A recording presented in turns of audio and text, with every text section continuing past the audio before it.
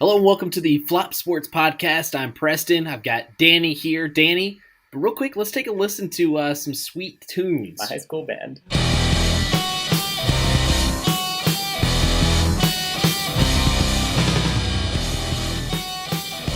Thanks for sticking around through another one of my high school band's top 40 hit singles. First up today, we're going to run down the DraftKings, and then we have a special guest joining us right after that. Preston, how was your DraftKings performance? Well, I remember this week, so that's already a good start. It's already a good start. Plus. I came in 78,844th. That's awful. So not my best. There aren't even that many people in the contest. That's false. There's like hundreds of thousands of people. But my biggest problem was picking any defense in that game because that immediately backfired on me. So yeah. How'd you do, Danny? That's always a big mistake. I finished 54,000, so still awful, but better than you. And yeah. And at the end of the day, that's all that matters. My mistake was not picking Ben Roethlisberger, so yeah. Yeah, I picked Cam Newton. I did pick Christian McCaffrey, so I got one Panthers player correct. And then my cheap player was Vance McDonald, who had a touchdown, so I got that right too. The other stuff, not so much. Yeah. But yeah, you mentioned it earlier. We do have a special guest on tonight, making his debut on the podcast for episode 6, getting in there on the ground floor. We've got Mr. Alex Gester from Boston. Preston, Danny, I'm really happy to be here. It's incredible to, talk about sports and also add to the, Boston cockiness level that Danny already brings to the table. That's why you're here. Yeah, I was thinking gosh, what is this podcast missing? Oh, another Boston fan. That's really what we need. So glad to have you here, Alex. Thank you very much. There aren't too many of us. All right. Well, with that, we will get into the big 3 big stories of the week. One coming down pretty much today. That's Carmelo Anthony already possibly being released. I know Daryl Morey came out and said that nothing's final yet, and they're just going over options and stuff. So he tried to squash the story, but I mean, is it just too soon to give up on Carmelo? Alex, thoughts? Well, I for one, I'm shocked that a team with both James Harden and Carmelo doesn't play great defense and also has trouble getting along. I think that's really surprising stuff. I think this was all D'Antoni's revenge game. He was like, I'm going to bring Carmelo in for a couple weeks and show him how it feels to get fired.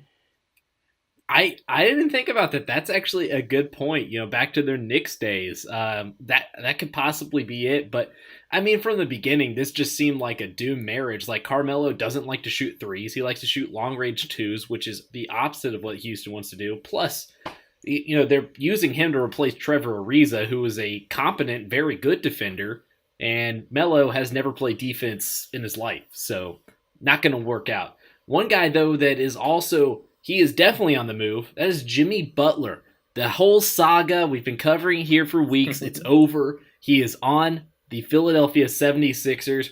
Initial reactions. Alex, why don't you head it off? I am disappointed in this for a variety of reasons. First and foremost being the, saga up there in Minnesota was incredibly entertaining. So I'm just sad to see that come to an end. But obviously, being a Celtics homer here, seeing the 76ers get a lot stronger is never a good thing. I will say that I think obviously he brings a lot of talent down there. My only one thought would be, and I don't know if this has any weight really, but is his ego going to fit in there? He's going to have to share a lot of that ball with Simmons and Embiid, and maybe that's just wishful thinking on my part. No, I definitely agree with you there. I struggle with the shooting. I struggle with his fit there. And plus, they're going to have to sign him to a long-term contract, and he's already, not on the right side for signing a long-term contract like that. Plus, he's on Tibbs years, which means he's probably 50 compared to a normal 30-year-old. So that's not helping him out. Danny? Yeah, my first thought is Markelle Fultz, the most fragile psyche in the league, now has to deal with Jimmy Butler screaming at him every practice. He's going to yell at Ben Simmons, dare you to shoot a three every practice. This is not going to be a good mix, I don't think. Well, that's the other thing is, you take him from one team. The Timberwolves, when they got Jimmy Butler, were very similar to what the 76ers are right now. They had two young, up-and-coming players. They were an exciting young team.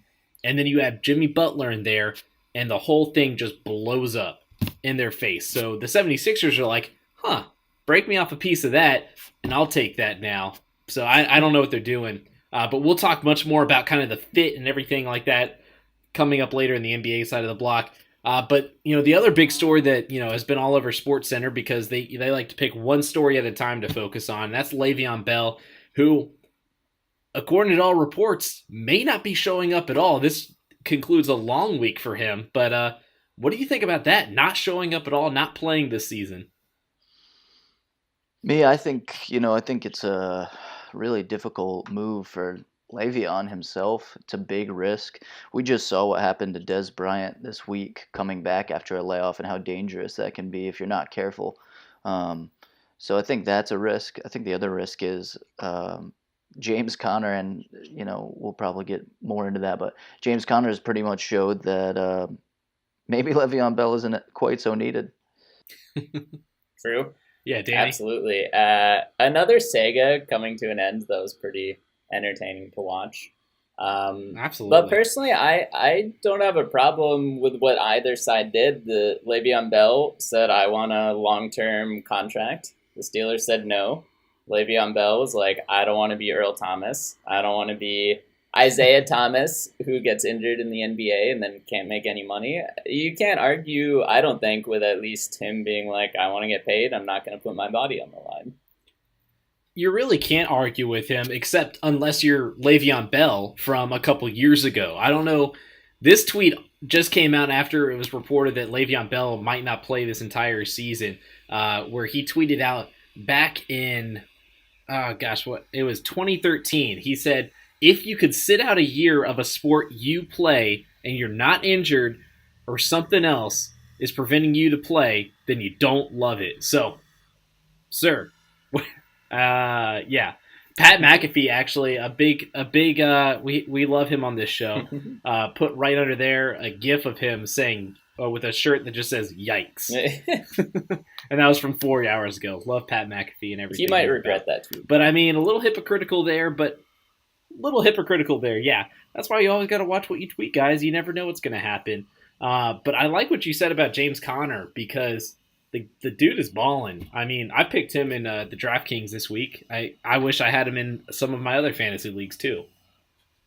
Yeah, he's been excellent. I don't know if it's just that, realistically, that Pittsburgh has a really excellent offensive line. I think that's something that has a lot to do with it, and they have for several years. But he's running hard, and he looks really, maybe even, I don't know, maybe doesn't read the game quite as well as Le'Veon does. But I think his athleticism might even be on another level. Yeah, Le'Veon's at another mindset when he's just reading the gaps and finding the holes in the offensive line. But James Conner's still good. That'll take us to the NFL quick hits. And I guess since we got two Bostonians on here, let's start off with the Patriots losing big time to the Titans. Let's just start off with y'all's initial thoughts of the game. I'm sure y'all watched it today. Ugh. Yeah. What emoji describes you best, Alex? Oh gosh, what's it? The one that's about to puke but hasn't quite puked. Still holding it in. Excellent. Yeah, if we lose after the bye, then I'll let the puke out. But for now, I'm still holding it. You're holding it for 2 weeks. Yeah. Yeah, not a good one. But as a Falcons fan, I can appreciate this from afar. And yes, we'll talk about what happened to the Falcons in just a second. We'll get to it. But Dion Lewis, this tweet came out afterwards. Michael Girardi tweeting out, "Is it personal, Dion Lewis?" And he said, "Hell yeah, it's personal. That's what happens when you go cheap. You get your kicked." I'm gonna have to bleep that out now. How dare you? Yeah, safe to say, Dion Lewis is he's out there for revenge. He's not wrong. He's not. No, he's not. Well, I think I think, in many ways he's right. I think this team could really use him in many ways, especially, with all of the injuries they've had at running back. But that being said, one thing that did surprise me about the game today was the apparent lack of usage that James White saw. I was really thrown off by how little we saw James White in the offense, and I think it really hurt the team that he wasn't more involved. I was gonna say, as a James White fantasy owner, like the dude is uncoverable coming out of the backfield. Why not just keep throwing it to him? He's been probably their most effective receiver this season. Yeah, a couple weeks ago, Tom Brady said we need more James White in the offense. There's been more James White. The Pats have been winning. This week, there's less James White, and they did not win. That is my scientific analysis.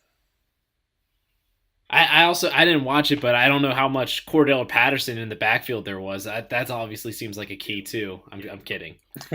He was back there for a couple of snaps, but not heavily involved this time around. Sony Michel was finally back, which was great to see. Alex, what's your assessment of Tom Brady's take at receiver 2.0? Yeah, it was funny because I think maybe it was Mike Reese or another one of the Patriots beat reporters that had tweeted a little bit, like a few minutes before that a lot of the players were having trouble with the surface there, and he noticed a lot of players slipping. So when Tom Brady slipped, I was more than happy to give him a pass. I said, "Oh well, Mike Reese said it's happening to everybody, so that's no big deal." I like there that. There you have it. All right, we'll move on to the other team, the Falcons, losing to a team from Cleveland that we talked about a lot in the podcast last week of just being a garbage fire. And there actually, I don't know if you saw this, there actually was a real garbage fire outside of the Brown Stadium today. But there was no garbage fire inside the stadium today. That I can assure you. What's the Falcons' record right now, Preston? Where are they standing in their division? I actually don't know. You're that ashamed after the loss? I'm pretty ashamed after this loss. I thought we were just getting things clicking, and I was like, I think we might win out. Like, I think we got it now. Like, we're good. We're starting to get some defensive players back. This is rough. So post game, Baker Mayfield's being interviewed. They asked him what inspired this performance, and he said, and I quote, "When I woke up this morning, I was feeling pretty dangerous." That's some swag if I ever heard it. Look, I like the Browns. I like Baker Mayfield. I like all that. I just wish they didn't do this today. I wish they could have saved it for next week or something. They did help me out because I have Nick Chubb on one of my fantasy teams, and he had 35 fantasy points today with 92-yard rushing touchdown and another receiving touchdown. So this is a good young team, and I think if they just get a coach that's not Hugh Jackson and that is actually competent running an NFL team, they've got a bright future ahead. Maybe it's still the Browns; they could still mess it up. Alex, do you have any thoughts on Baker Mayfield's quote or his performance this season? I think a lot of people, I know a lot of people compared Baker to Johnny Football coming into the draft and everything, and I honestly don't think it was based on their play. I think it was mostly based on quotes like this, where they both are definitely, loud and up in the cameras, up in the microphones, everything, getting a lot of quotes out there. It's hard not to like Baker. I always like guys that can, talk smack and back it up and kind of do it unapologetically. So, I appreciate that. But, as long as you kind of, the thing that always gets me is the guys that will come out, talk smack, lose, and then they vanish. I think he's stuck around really well, which is great. I see we got another Skip Bayless quote of the day here. Oh, if any of you follow Skip Bayless's Fox show on FS1 like I do, then you know he's the biggest Baker Mayfield supporter. He came out after the game and said, "How about that Baker Mayfield leading the Browns to a 28-16 upset of the Falcons with lots of help from his rookie camp roommate Nick Chubb. And also around halftime of the game, he he really took a shot at the Falcons by doing a classic Skip Bayless technique where he guarantees that the other team is going to beat his team. So he was like, oh, of course Matt Ryan and the Falcons will lead a comeback against this pitiful Browns team. And then when they don't, he's like, looks like I was right. Baker Mayfield, way better than Matt Ryan. But you weren't right because you just said the opposite. Oh, man. I can't get into Skip Bayless. He's just going to drive me crazy. How about a team that actually looked good today? The Saints looked good again. Last week they got the big win over the Rams. Today they absolutely annihilated the Bengals. And this is kind of capping a crazy week for them because they signed Dez Bryant. And then as soon as everyone picks Dez Bryant up on their fantasy teams, he's done for the year. Achilles injury. First of all, what do y'all think about the whole Dez Bryant situation? I think Dez Bryant is usually a pretty hard guy to root for. So, normally I wouldn't be upset about this, but I do feel bad for the guy. He waited on this. He was careful about what he picked. He waited to get himself a chance to win a ring and just immediately goes down. So you have to feel bad for him, even though it's Dez Bryant. Danny? I mean, it's never funny when someone gets injured, of course.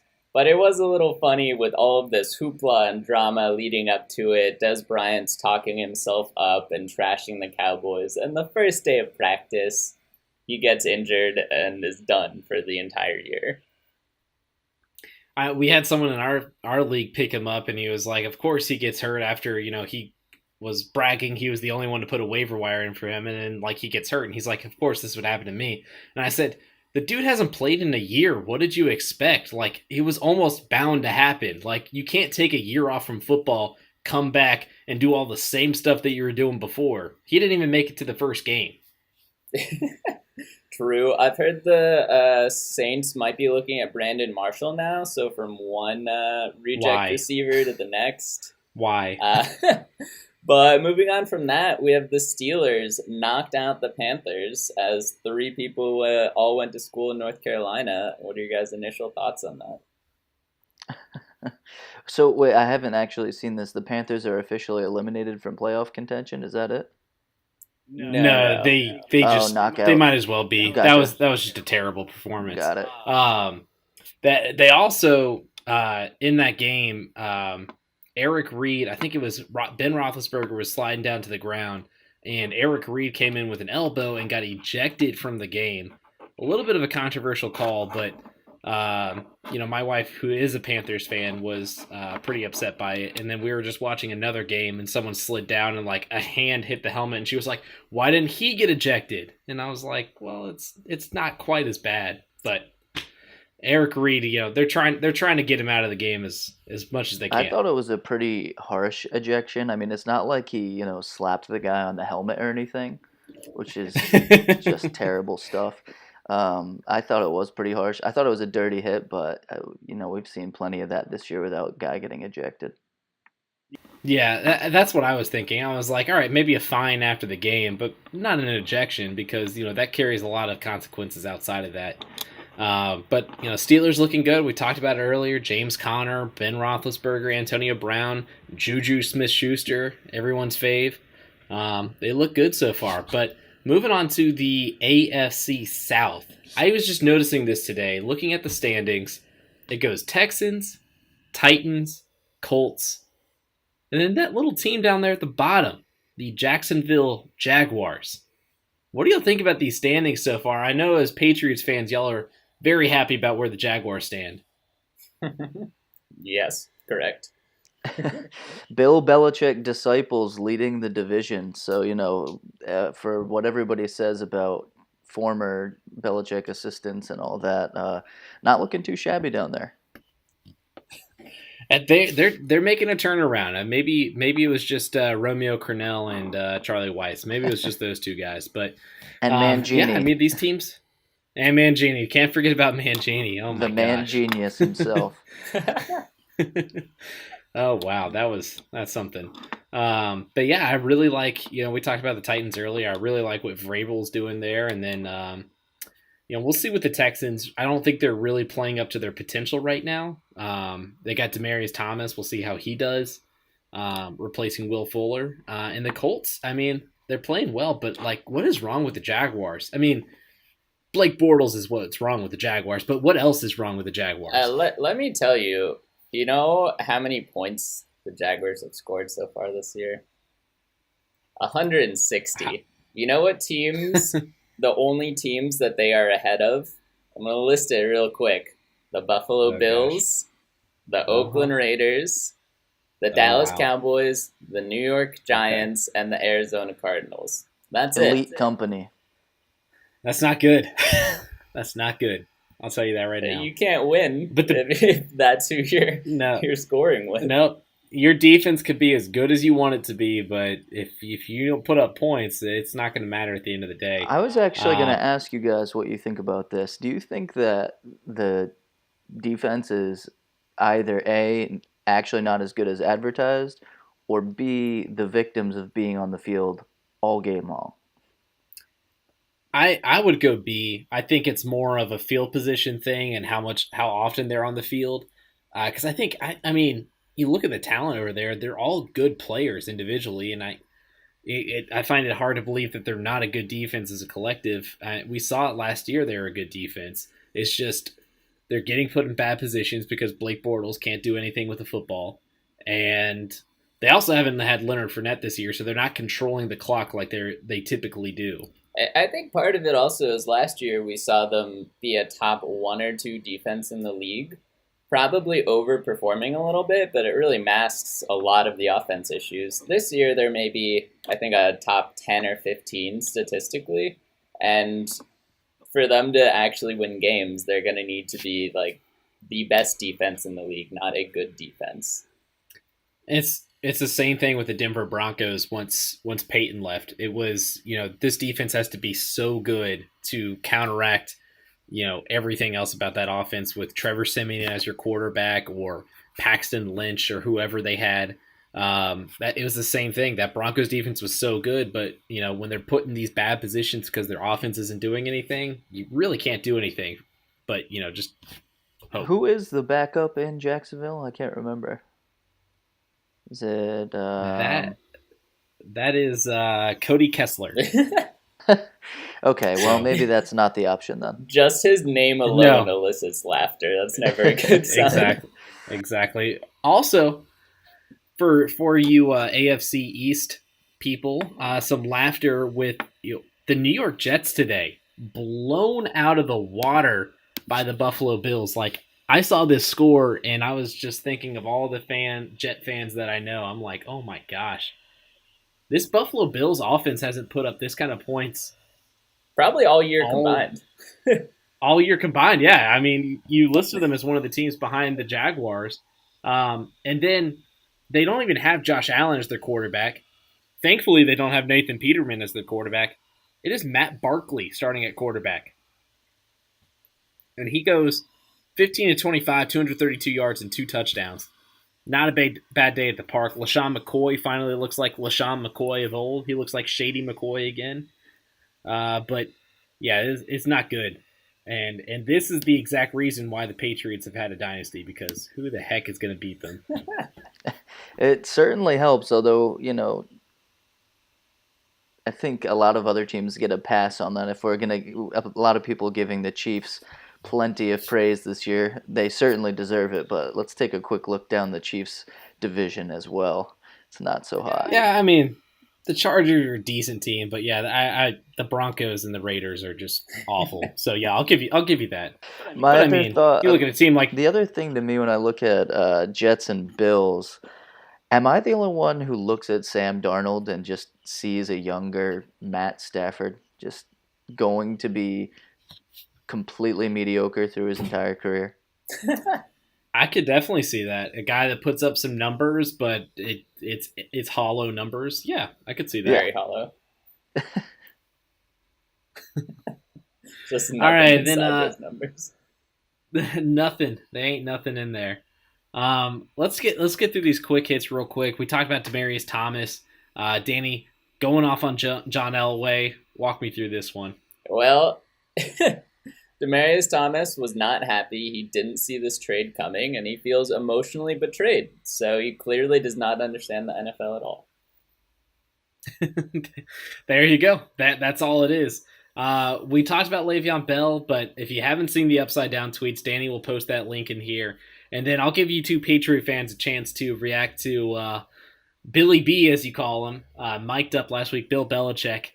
At first, for half the video, I was like, this is the most boring mic'd up I've ever listened to. But it got a lot better towards the end, I will say that. Alex, have you seen this video?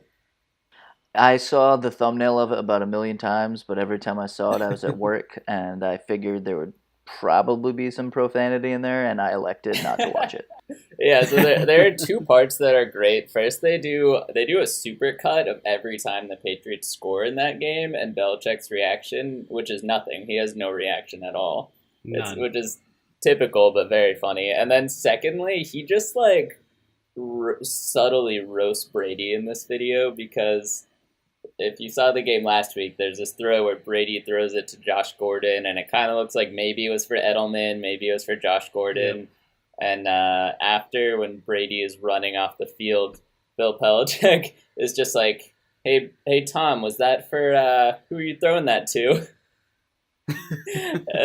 That, and then also the great at post game when Aaron Rodgers said, "You're the best," and he was like, "No, you are." It reminded me of like, a high school couple being like, "You hang up the phone." "No, you hang up the phone."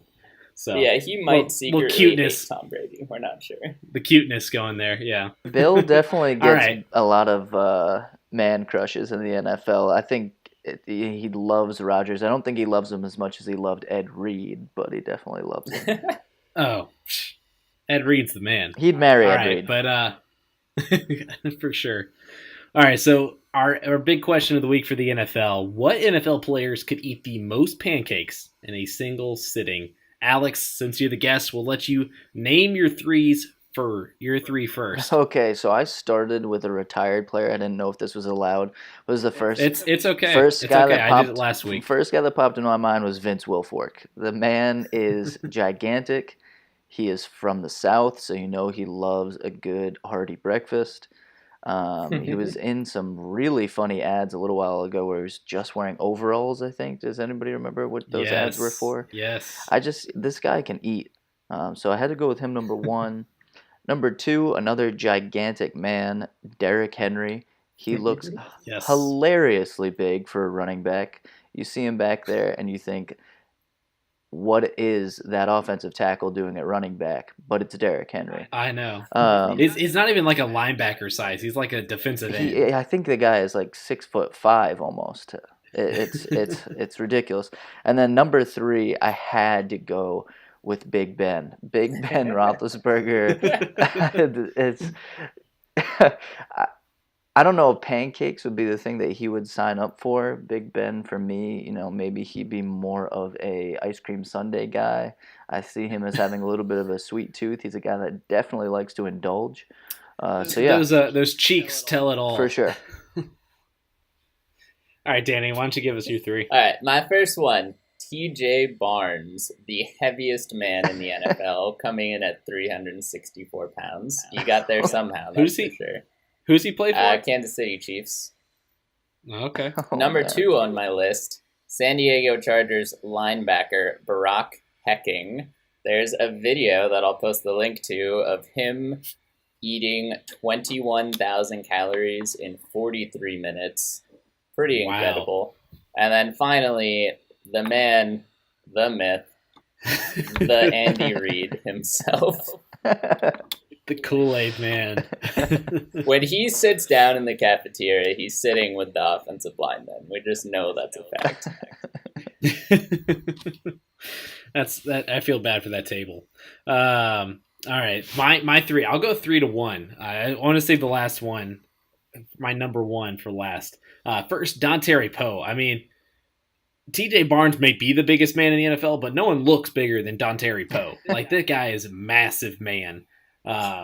Number 2, how could you not go with Damon Snacks Harrison? His nickname is Snacks. He is a large man. That guy, you can't tell me he can't put away some pancakes. And then my number 1 is J.J. Watt.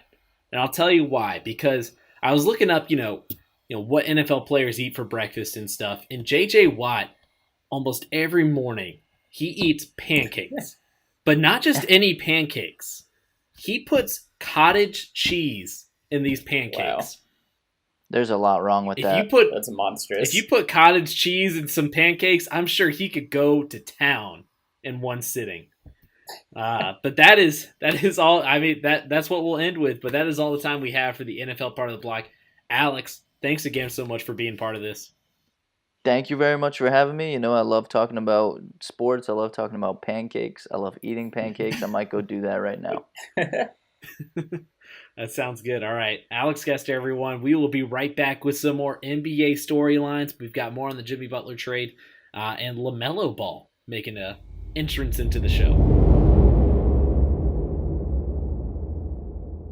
Alrighty, hope you guys enjoyed that commercial break sponsored by New Belgium Sour Saison. That's how I say it. It's probably incorrect, but sponsorship nonetheless. We are ready to... No comment. We are ready to get into some NBA. Obviously, the biggest story, the Jimmy Butler trade. Preston, let's dive into this a little more. Yeah, I didn't want to get too much into it before, but let's really look at this, for both sides here. Let's look at it from the 76ers side, obviously, because they're making the biggest part of this deal. They're getting Jimmy Butler. What do you see as the starting lineup? Because right now, I think this is what they would do. I would think it's Markelle Fultz, J.J. Redick, Jimmy Butler, Ben Simmons, and Joel Embiid. Yeah, and that's great. That's a very good starting lineup. That's why they made this trade. Who's on their bench now? What do they even? Do they have a bench? Do they just go all 5 starters for 48 minutes? Well, you've got some solid guys like Mike Muscala and T.J. McConnell, Amir Johnson. Yeah, no, that's the biggest problem with this trade is you get rid of Dario Saric and you get rid of Robert Covington, and boom goes the depth. Having said instead of the dynamite, the depth.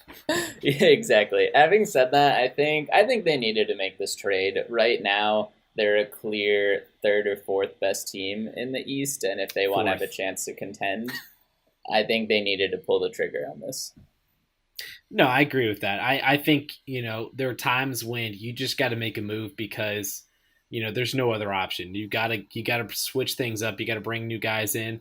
It'll be interesting to see. Maybe they try to get Wilson Chandler a little more involved. A lot of people forget he's even on the team. So maybe they try to, start him. I really think they got to stagger Markelle Fultz's minutes now. I think now is the time to bring him off the bench and just, let him get out there, play on his own a little bit with the second unit, get some stuff, try to create.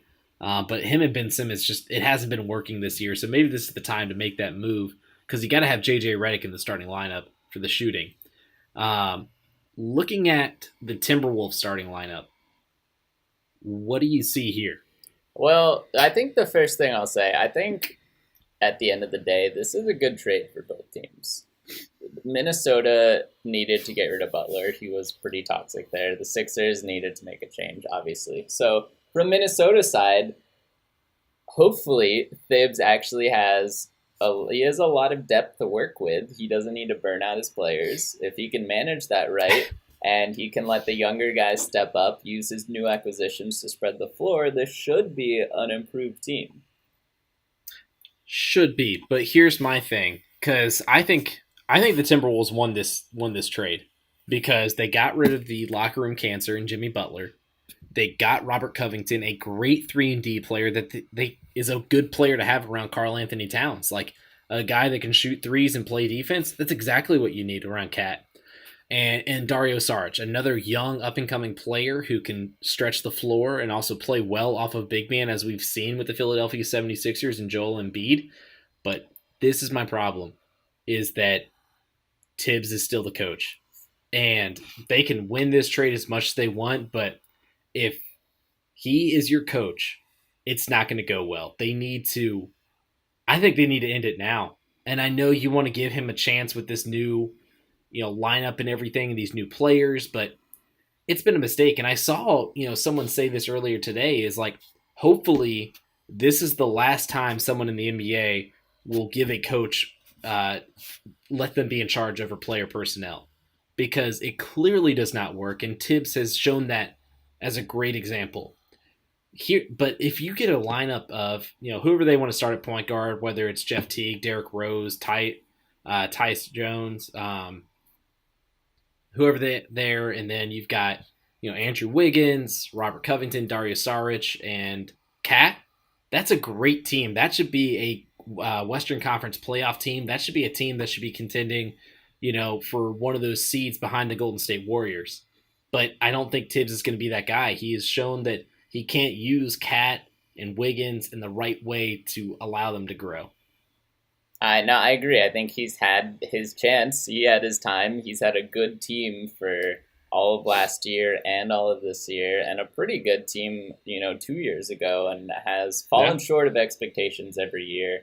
I agree with you. I would cut him loose if I were the owner.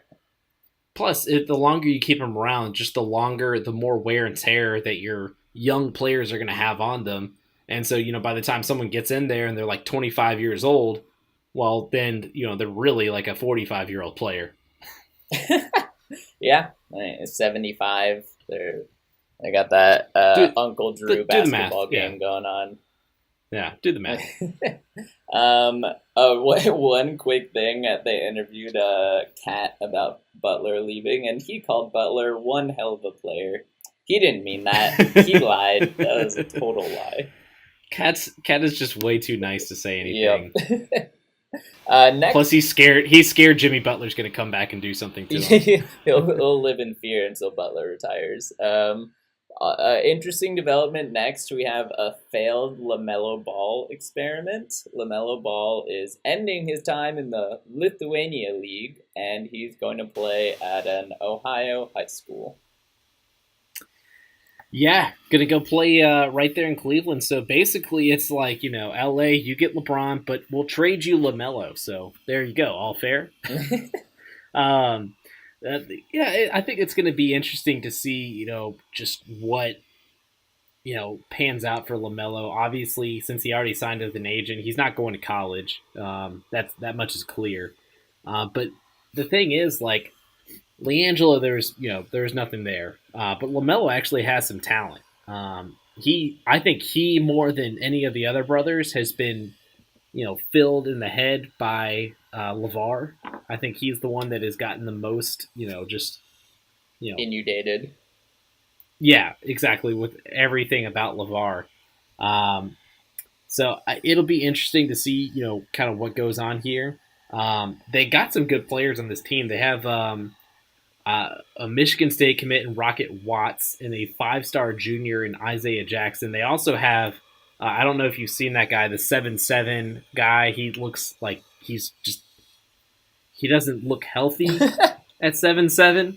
But he is 7'7". But, so it's an interesting team. We'll see what happens. Yep. But, yeah. Yep. So I know nothing about college basketball. I don't follow it at all. But Steve Kerr says that Zion is the next LeBron. Explain to me. I don't even know what that means. What's going on here? The thing about Zion is he is such an intriguing athlete and body type.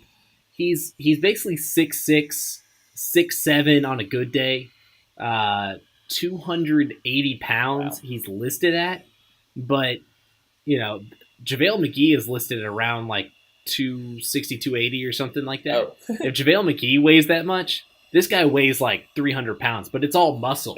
Like, this guy is just built. And I think that's what a lot of people are looking at, is just he's a different style athlete that we've never seen before. And that's what LeBron was when he was coming out. And Zion, we've actually gotten to see that he's more than just a dunk show in a game. He's got some skill. He's got some ball handling ability. He can pass the ball.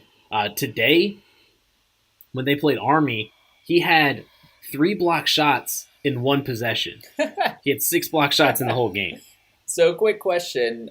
When LeBron was in high school, people knew he was going to be the best player already. Like, it was clear. Yeah, it wasn't even up for debate. absolutely. Do you think this comparison is accurate, or maybe like it's a little hyperbolic? I think people I think LeBron was pretty clear and obvious. The thing with Zion is he was so popular, but a lot of people doubted his NBA potential because of his body type. They're like, what is a 6'6", 280-pound power forward going to do in today's NBA? Oh, wait. Today's NBA plays small ball, and people are starting to remember that now. People are starting to remember that Draymond Green, who is barely taller than Zion Williamson, plays the center position, and Williamson is 10 times more athletic than Draymond Green. Yeah.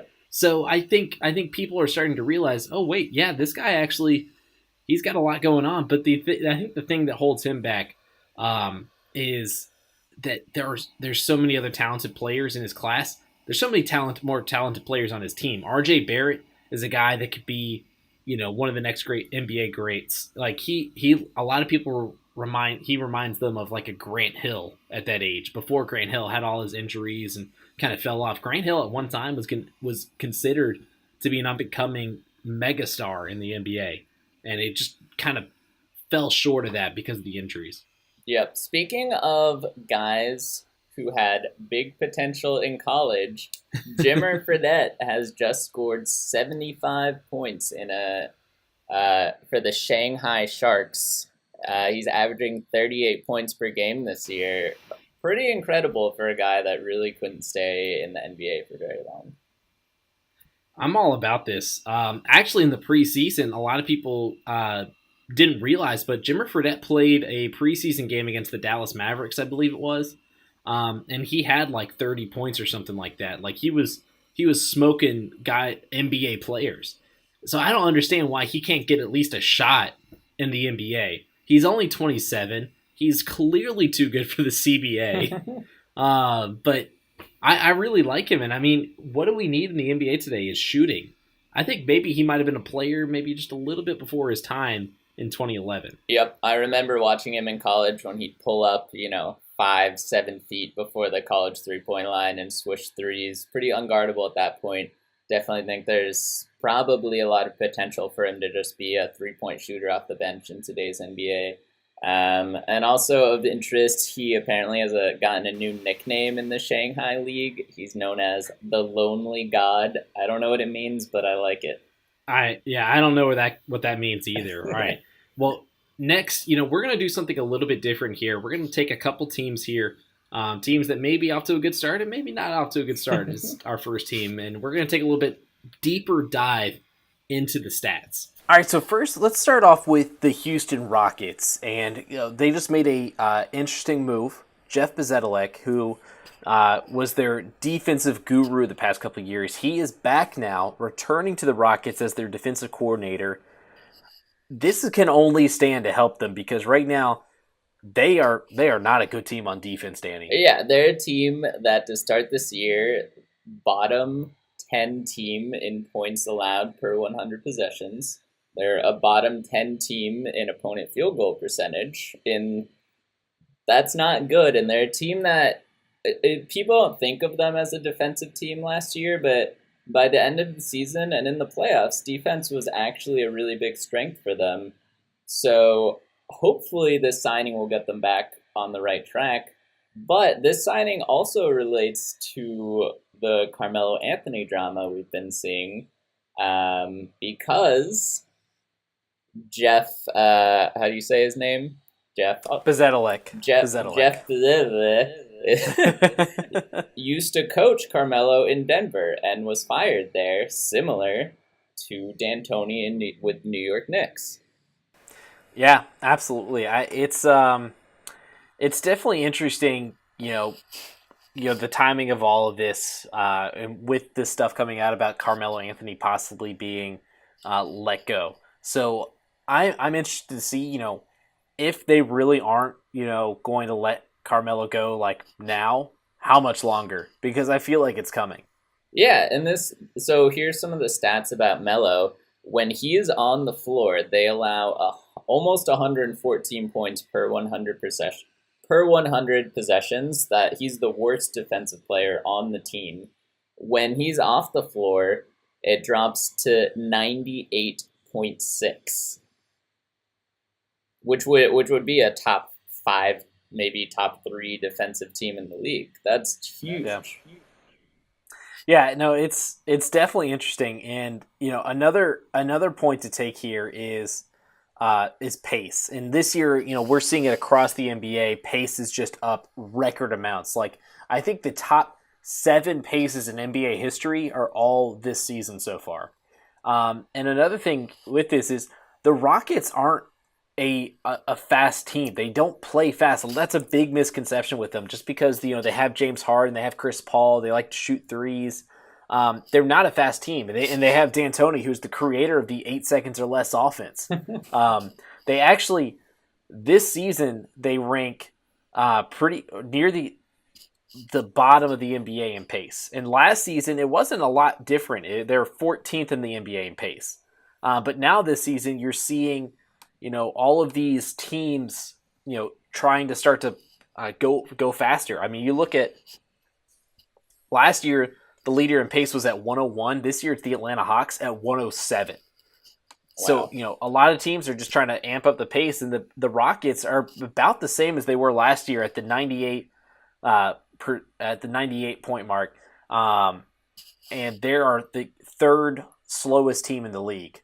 Just ahead of the Memphis Grizzlies and the Indiana Pacers. Yeah, and this is such an interesting conclusion of the Carmelo experiment, where for so long early in his career, it was like, how could this guy make his teams worse when he's scoring 28 points a game? I think we're finally at the point where we can see that A, he probably never made his teams that much better, and B, he's not as good as he used to be, so now he definitively makes his teams worse.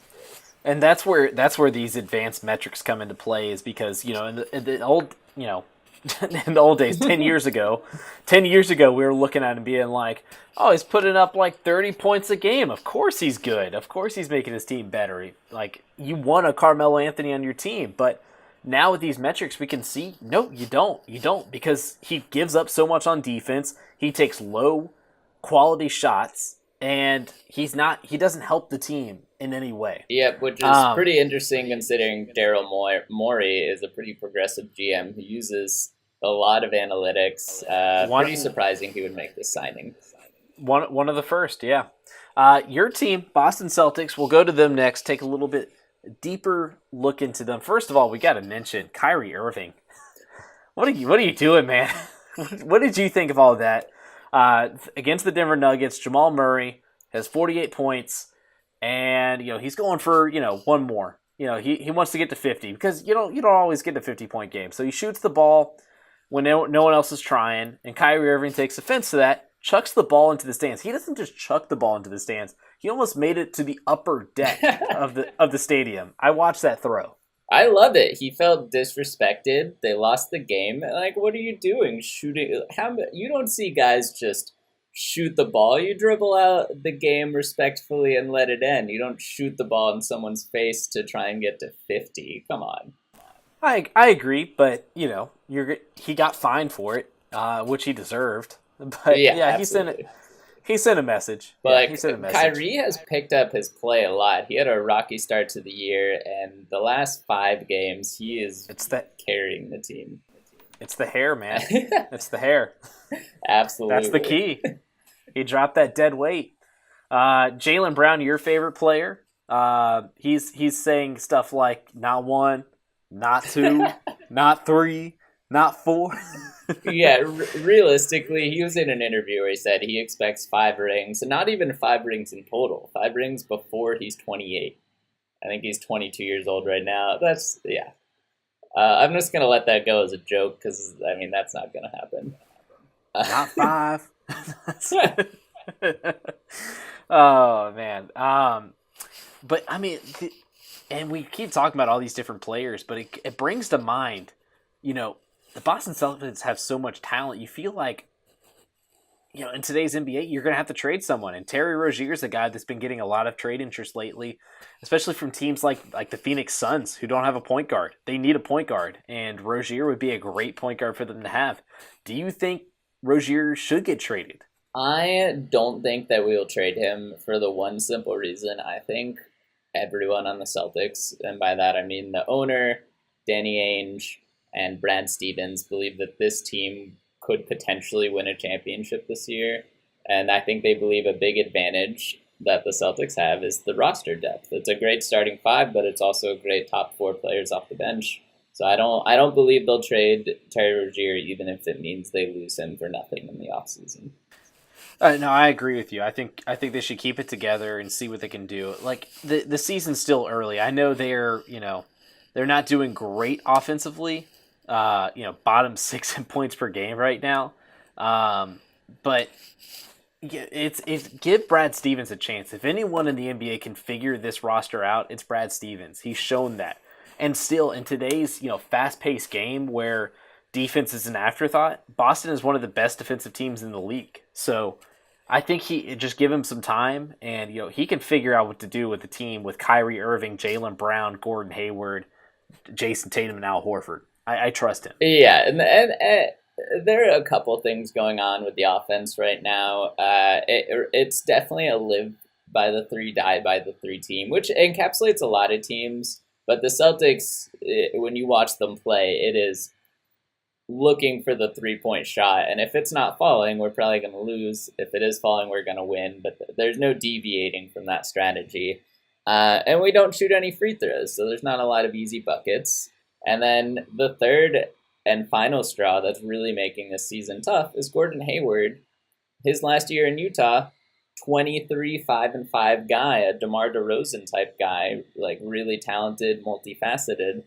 Numbers wise, yeah. Yeah, and this year he's still it's going to take him a while to get back, which is understandable, but it affects the offense, and it really hurts him this year right now, early on. Yeah, traditionally in his career, he is a high 300s, close to 400% from three. Like, he's a good three-point shooter. But this year, he's around 318 on the season. He's averaging 10 points a game. I think it's all, when you have an injury like that, you got to feel your way back into the game. So I expect him to do better as the season progresses, just like I expect Boston to do better as the season progresses. So, again, benefit of the doubt for the time being. But that team that Boston lost to last week, the Denver Nuggets, they are also playing a big game tonight against the Milwaukee Bucks. But what do you think about Jamal Murray's game? I've got some numbers on him. It seems like an outlier for him. Yeah, tell me more about this team, because at least for me, this team, I know a lot of people had high expectations for, but I'm a little surprised by just how well they're doing, tied for second in the West. A team that last year was not particularly great. This year, really, they're a top 3 seed in the West right now. Yeah, I think it's finally putting things together for them, because every year they've been a trendy, all right, I think they're going to make the playoffs pick, and then the next year they'll take off. And last year that was supposed to happen, but Paul Millsap, that was their big free agency acquisition, a year ago, and he missed a lot of time last year, but now they finally have him, and he adds a lot defensively to this team. He's not the same Paul Millsap in Atlanta where he's a featured offensive threat. He doesn't have to do that on this team. You've got Nikola Jokic, you've got Gary Harris, you've got Jamal Murray, and so really what you need out of Millsap is to be a good defender, a great rebounder, and kind of make things happen in that regard. I think this Denver team, the biggest thing for them, though, is we talk about all the offensive statistics with them. They're a great team. As far as, we talk about pace. As far as, pace with them, they're kind of a little they're toward the back end there too, but that's mainly because their best player is Nikola Jokic, a big man who can play like a point guard. But defensively is where they made the biggest jump. They were 25th in the NBA in defense last year. Mm-hmm. They are number 3 this year. Wow. A huge night and day jump, and that goes a lot to say for Paul Millsap and his impact. And the other thing about this team is they've got some guys that are missing time right now. Will Barton, who is supposed to be their starting small forward, is a great shot creator. He's been hurt for this first part of the season. they'll get him back. They also have Isaiah Thomas to work back into the lineup, but that might create more problems than it solves because right now Jamal Murray is your point guard, and he's a guy that likes to search for his own shots. He's much more of a 2 guard, but he has to play point guard for this team. And adding Isaiah Thomas into that mix, it's another guy that wants to search for a shot, as you're aware of. So here's my question: Denver Nuggets. An early surprise. We fast forward to the All-Star break. Are they still a top 3 team in the West, or do you think they've kind of settled back into a 6 or 7 seed?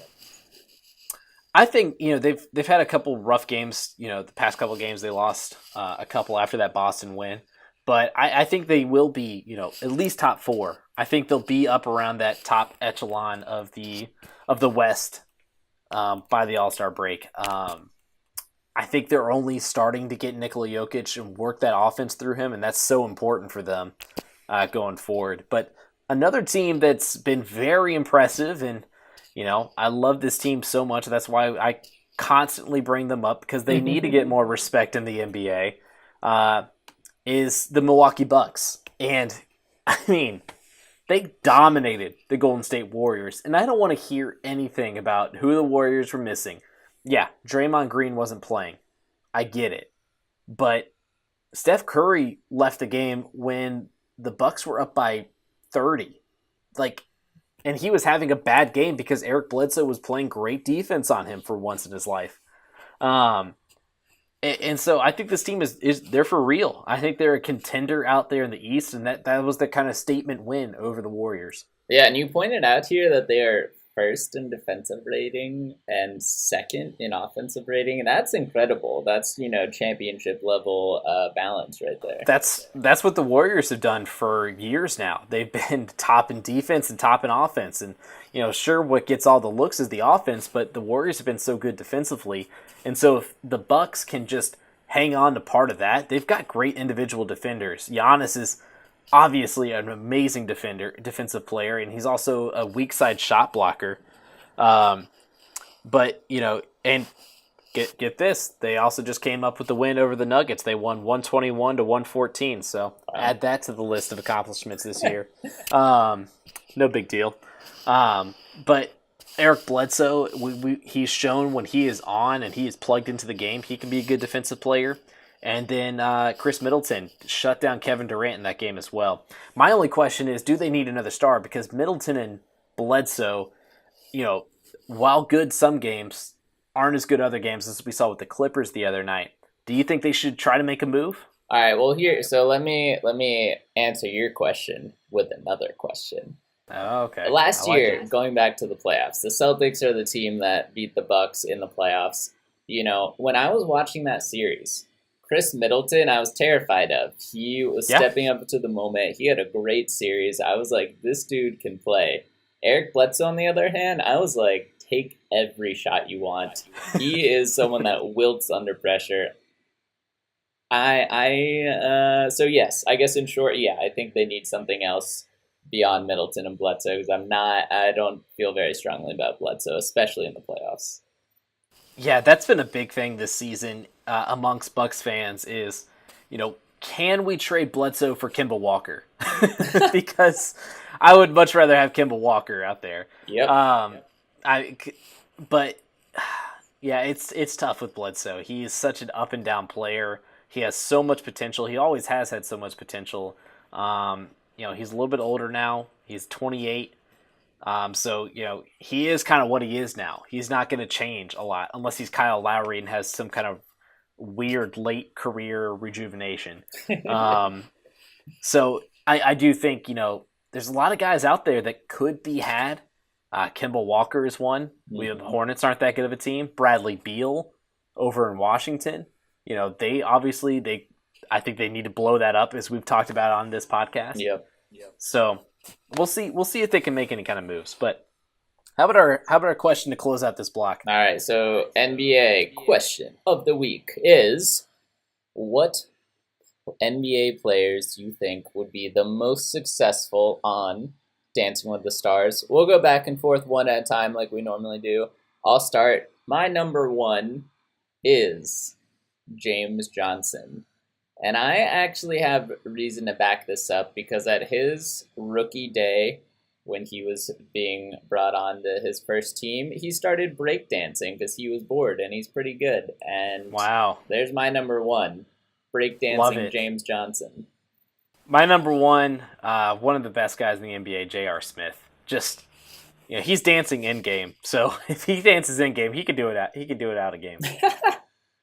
Number two for me, Kelly Olynyk, one of the most awkward players of all time. I need to see that. I need to see him go home the first week. You lost me there. I thought this was who's most successful. Lance Stevenson, another great guy, just like J.R. Smith. He was actually doing a little guitar solo dance on the court the other night, so that's another guy for me. That's a solid pick, and as long as he doesn't blow in his partner's ear during the Stars. Dirk Nowitzki is my number 3 pick. He's so tall. How funny would that be? He's with his little 5'5" dance partners. He's 7 foot. Be great. My number 3 is probably the guy with the best rhythm in the NBA, and I don't care what you say about it. It's LeBron James. The dude can dance. We see it all the time during games, and we also see it all the time on his wife's Instagram page. If you haven't seen that, just go check it out. I mean, it's great. I mean, he just starts dancing randomly around the house. I love it. I love it. Yep, I wanted LeBron on my list, but you picked him already. So hey, I had to. Number 4, though, I have LeBron's best friend and old partner in crime, Dwayne Wade. He's a suave guy. He definitely knows how to dance. I'm feeling it. Dwayne Wade is one of those guys that I feel like would put in the work to win a Dancing with the Stars. So I like that. My number 4 is Russell Westbrook, because if you ever seen his pregame handshakes, he's got a lot of dance moves incorporated into that. You could also choose his partner for those pregame handshakes, or old previous partner with Cameron Payne, because they were great with that. So yeah, Russ would be mine. That's a great pick. My last one is Kyrie Irving. It looks like he's dancing on the court when he's dribbling, so it's just the same thing but without a basketball. Uncle Drew. My last one, how could you not pick this guy? He has a song named after a dance that he does. How could you not pick him? John Wall. Do the John Wall. John Wall. And we'll go into the break just like that. We'll be right back to wrap up the show. Tim Tebow update coming your way. All right, welcome back to the Flop Sports Podcast. We have the moment everyone waits for every single week. Where in the world is Tim Tebow? What's going on with America's sweetheart?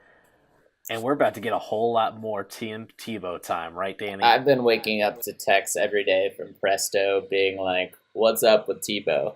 And I was like, you got to wait till the podcast. And now we're finally at that time. And the most interesting development this week was that Tim Tebow may potentially be playing in Major League Baseball this year.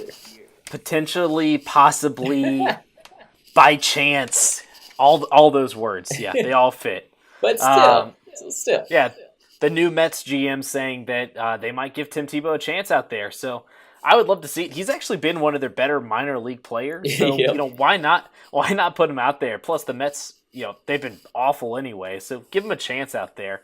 But I don't want to take too much time because this next Tim Tebow update is probably the pinnacle of all Tim Tebow updates.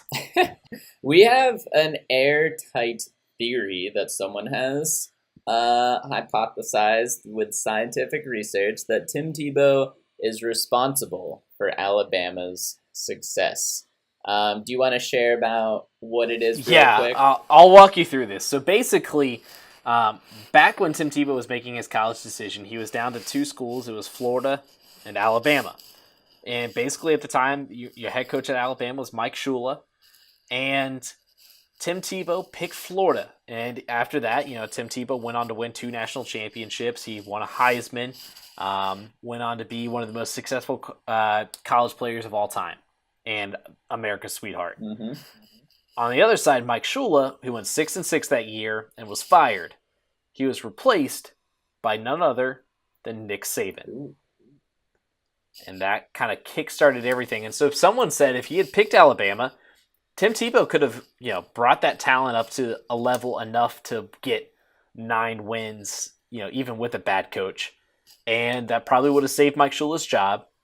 And Nick Saban was probably on his way to getting fired by the Miami Dolphins. And so they even went on to make the bold claim to say Nick Saban could have just been a footnote in college football history.